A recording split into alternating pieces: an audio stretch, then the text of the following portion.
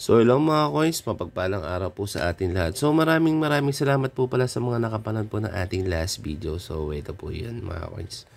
So yan po. Makikita nyo po dyan yung ating green spot. So meaning to say, ibig sabihin po nun, naging maganda po yung naging outcome po ng video na yan. So yung ibang mga content natin, mga last 3 content natin, so naging maganda po ng yung mga outcome po ng mga video na yan. So maraming salamat po sa inyong lahat mga coins. So yun nga po pala mga coins, may papakita po ako sa inyo. Sigurado matutuwa kayo dito. So ito po yun. Yan. So makikita nyo dyan, nakalagay dyan. Ayan o. Mga coins, congrats. You've been accepted to our YouTube Partner Program. So yun. Nangangamoy monetization na po. So maraming salamat sa inyo mga coins sa pagsuporta nyo po sa ating channel. So yun, sa mga gusto pong magpasa ng coins po, yan. So ito po, yan. So yan po yung ating personal Facebook. Yan. Nakikita nyo naman po dyan. And dyan nyo na lang po ipasa. So yun, magpipin comment po ako dito mga coins nung dapat nyong gawin. So mas maganda, sabi ko nga po sa inyo, much better po kung i-screenshot nyo po yung comment po nyo. Kasi most of the time, is nakalagay po sa inyong YouTube channel, pangalan ay user. So hindi natin ma-identify po yun kung kayo po yung nag-comment. So makikita nyo naman po dyan, personal Facebook ko po yung aking ibinigay. Nang sa ganon, mas ma-accommodate ko kayo ng mas mabilis. Kasi kung dun po sa mga coins, magsi-switch account pa po ako. And hindi po kasi tayo madalas nakakapag-open dun. So baka isipin nyo po, is hindi ko kayo nire-reply, no? So is nabero tayo, so hindi po tayo ganun mga coins. Alam po yan ng mga ibang ka-coins natin. So kahit anong oras, basta may mga tanong kayo, so itanong nyo lang po. So yun nga po pala mga coins, sa shoutout ko lang po pala si Sir, yan, si Tatay Romeo, yan. Big shoutout sa iyo, Tay.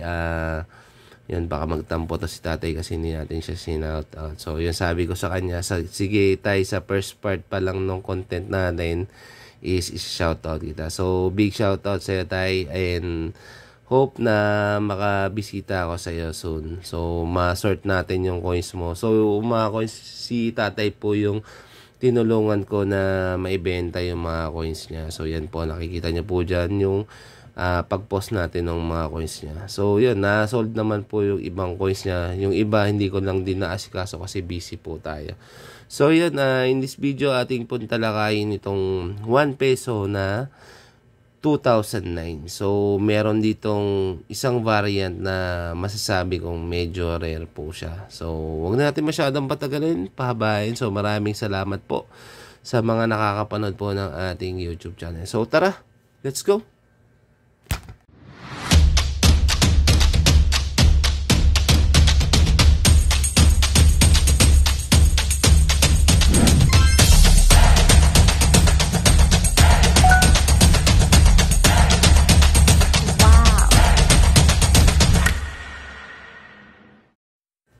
So yun lang mga coins, pagpalang araw po ulit sa ating lahat. So yun, thank you po ulit sa mga nakakapanood po ng ating YouTube channel. So yun nga po, gaya po ng aking sinasabi palagi, itong YouTube na to is para po sa inyong lahat. So yung shoutout po natin sa mga comment po ninyo and sa mga mga solid subscriber po natin. So siguro after na lang nitong explanation ko about 2009. So, alam ko naman po kasi sigurado na inyo pong tatapusin yan. So, yun.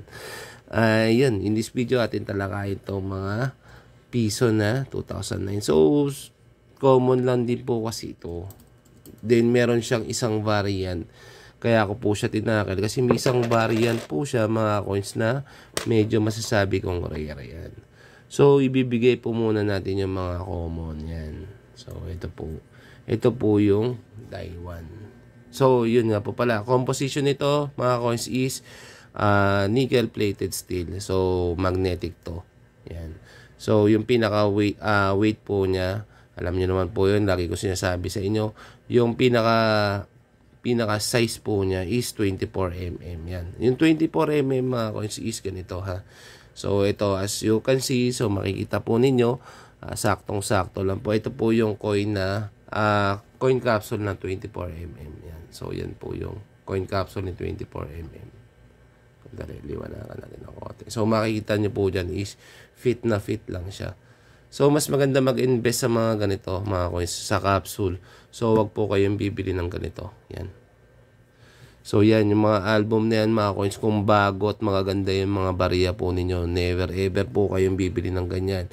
So, wag po kayong maakit sa maganda, magiging maganda yung ano nyo, pagkakamada ng barya nyo. So, mas maganda mag-invest na lang po kayo sa mga capsule. Mas sigurado, mas ma-preserve po niya yung ganda o kinang ng barya po ninyo. Kaysa bibili po kayo ng mga album na ganyan. So, wag X po yan, mga coins. So, yun po, in this video yun. Ating talakayin to. So, ito po yung tinatawag nila na Daiwan. Yan. So, mas maganda ito. I-ano natin siya. I-zoom natin. Yan. Yan. So, yung ibang mga kakoin natin dito, alam na to. So, yung mga bago, syempre, hindi pa po alam. So, ito po yung Daiwan niya. So, yun. Makikita nyo po, ito pong nasa gitna niya, yan, yung cogwheel, yung parang gear po. Yan, makikita nyo po. Yan po yung pinaka Daiwan po niya. So, ito po yung Dai 2. Yan. So, yan. Makikita nyo po dyan. Unang-una, yan, ilayo muna natin. Yung pinaka-cogwheel niya, parang malabo. Yan. So, itimplahin natin na maganda-ganda para makikita nyo po yung pinaka-likod niya o pinaka-reverse niya. So, mga coins, yung reverse po, ay ito yung obverse ha. Yan. So, ito po yung reverse. So, dyan nyo po makikita yung pinagkaiba ng barya sa may reverse niya po, hindi sa obverse ha. Wag po tayo magre-relay dito sa pinaka-year niya, sa obverse niya. So, dito tayo sa reverse po. Yan. Yan. So, ito po yung Dai 1. So, ito po yun. So, ito yung Dai 2.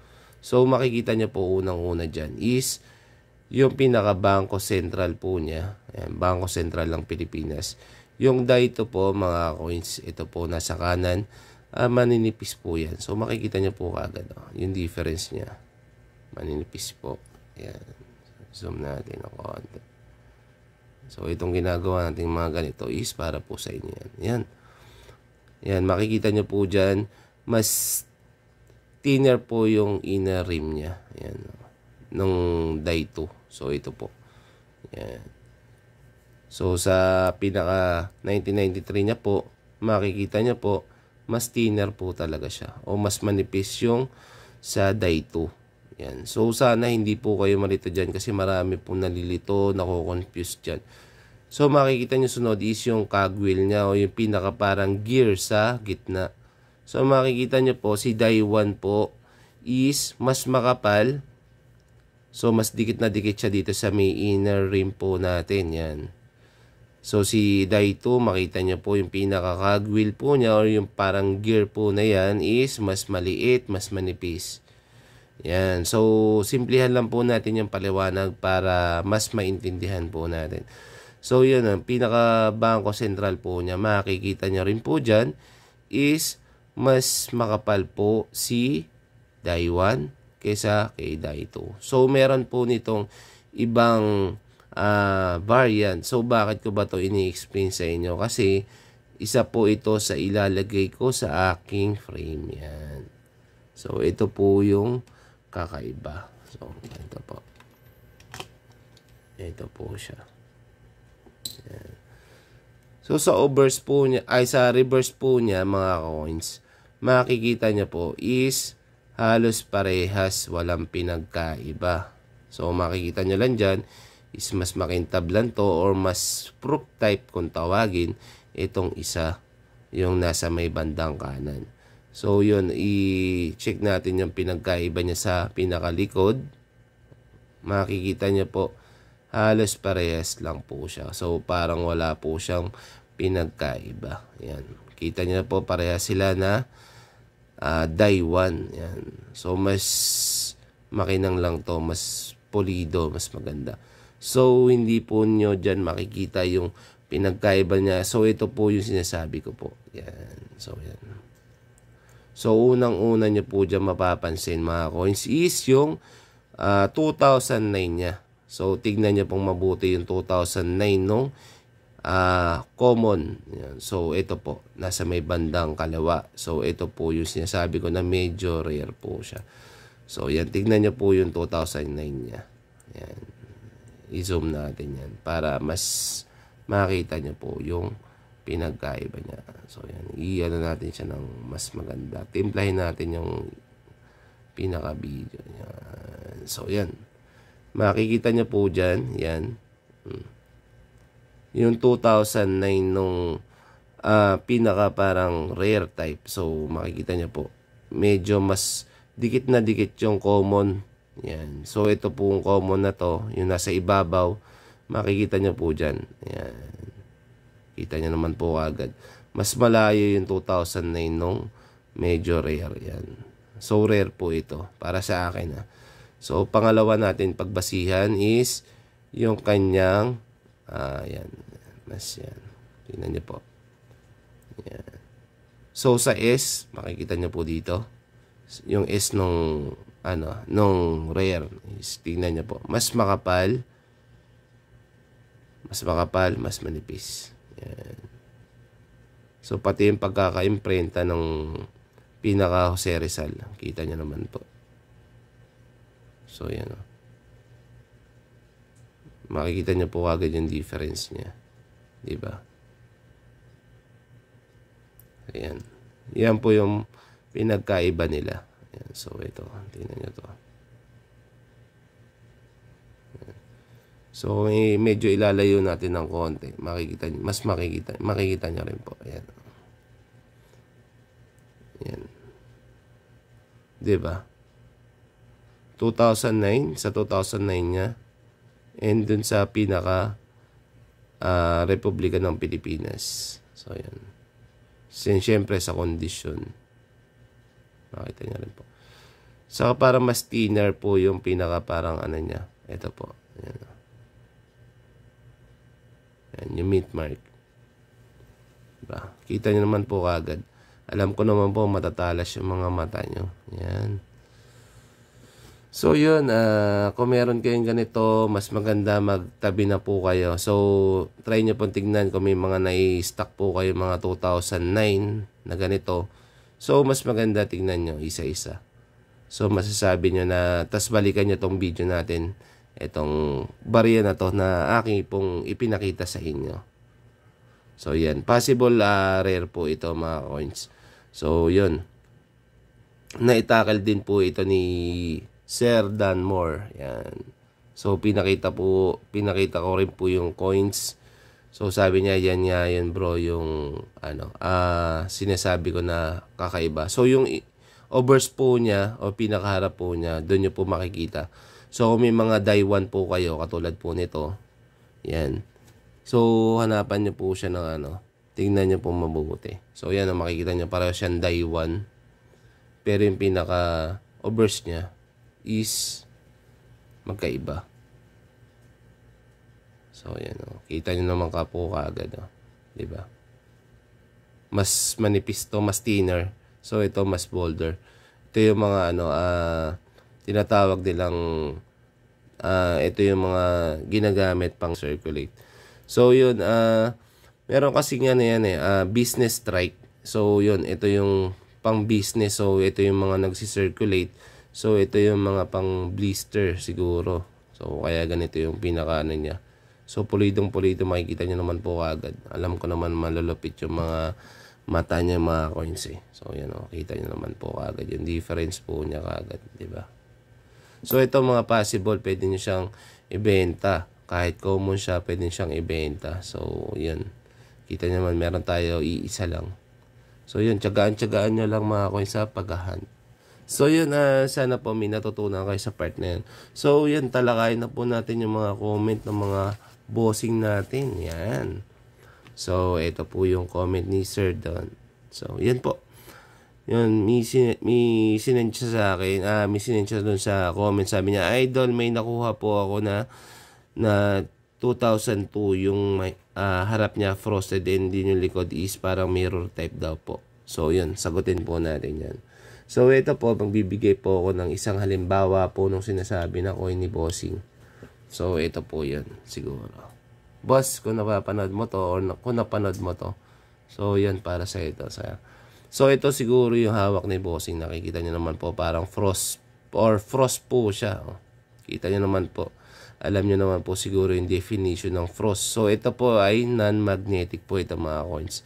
So yung pinakalikod po niya makikita nyo is yan, parang normal po siya. So nakikita po natin yung ating reflection. Yan. So ito po siguro yung sinasabi ni Bossing. Yan, ito po yun boss siguro. So ito po yung isang isang variant din po niya. So yan, nakita niyo po yung frost type yung pinakaharap niya or burst niya. So yung likod niya is, kita niyo naman po, halos same po. So ito po yung tinatawag nila na 2002 na frosted yan. So magkaibang variant po yan mga coins. So yan, medyo common kasi yung ganito na frosted yung harap, then yung likod niya is normal. So makikita niyo naman po agad yung normal, para ka nananalamin. So yan. So ito mas magandang mahanap mo boss para mas solid tong mga ganitong mga coins. Yung frost yung harap, then yung likod frost din. Yan. So yun, sana nasagot ko yung tanong ni boss. So yun, shoutout ko lang din po pala si Sir Raul. So ito po. Yan. Maraming salamat daw. Ayun, yun, maraming na rin nagtitiwala sa ating channel. So yun, salamat po. Yan si Sir Raul Ramirez is one of my masabi kong mentor nung ako yung nag-start pa lang sa pagbabarya. So sir, salamat po sa panonood po ninyo. So yun, medyo silent siya silent viewer natin. So alam ko napapanood mo to sir. So maraming salamat po sa inyong comment. Yan, nagbo-boost po yung ating energy sa mga ganyang comment po ninyo. Yan. So yun, thank you sir. Maraming salamat po sa panonood, sa pagbisita po sa ating channel. So yun, yan si Sir Alex. Yan, sir. Yan, patuloy lang daw po natin. At marami daw akong natutulungan. So maraming salamat po ulit talaga sa mga nakakapanood po ng ating YouTube channel. So yun, sabi ko nga po sa inyo, itong channel na to is para sa atin po lahat. So salamat Sir Alex sa inyo pong pagsuporta po sa ating YouTube channel. So yun, shoutout ko rin po si Sir Jess Hunter. Yan, isa po yan na coin vlogger din mga coin. So mga coin, visit nyo rin po yung kanyang channel, and syempre subscribe na rin kasi yun po yung pamamaraan natin para ma-monetize tayo, makilala yung channel natin. So sir, advice lang, habaan mo yung content mo para nasa ganon mas maraming magkaroon ng interest, and yun, syempre maganda yung content, may sinasabi ka, so may mga advice ka sa mga nakakapanood ng iyong content. Yan, so big shoutout sa iyo Sir Jess. Yan, isa siya sa mga nanalo sa atin nung nagparapol tayo sa Gcash. So yun, thank you sir sa iyong suporta. So yun, next po si Sir Uriel. Yan. So ito, solid natin to. Solid subscriber natin to, si Bossing. Yun. So yun, ang sabi niya, always recommended Macoins vlog. 100% legit Boss Mac. So yun, ang sabi niya, binuksan niya raw yung alkansya nila. Then yun, nag-hunt siya. So nakikita ko dito kay Sir yung yung nag-start din ako ng vlogging or nung pagko-coins. Nung time kasi na yon, na-share ko lang. Yung time kasi na yon, bali, may alkansya din ako dun. Nung wala na akong mahant, ang ginawa ko, binuksan ko yung alkansya namin. Tapos, yun, isa-isa kong tignan. So, meron naman tayo nahanap konti. So, yun, Hunt lang sir at may mahanap ka rin. So big shout out sa iyo sir ha. Thank you sa suporta and highly recommended mo itong ating channel. So maraming salamat po sa iyo sir. So yun, na-update ko lang po kayo sa ating subscriber mga coins. So ito po siya. Yan. So makikita nyo po nasa 1,557 na po tayo. So hindi na ako masyado nagbabother dyan. Kung dumami, okay, wag lang mabawasan syempre. So maraming salamat po sa mga naka-subscribe po sa ating channel. So i-click lang po natin yung ating notification bell na sa ganon pag-upload po natin is mapanood din po natin kaagad. So yun, para magpa-pop up po yan doon sa inyong screen pag mag-upload po tayo. So yun, ito na lang po yung ating binubuno. So yan po. Yan, makikita nyo po dyan. Yung ating watch hour is 3,913. So konting-konti na lang mamamonetize na tayo. Siguro after this video, siguro yun, mamamonetize na tayo. So maraming salamat po sa mga nakakapanood po nito. So yun, mag-comment lang po tayo mga coins.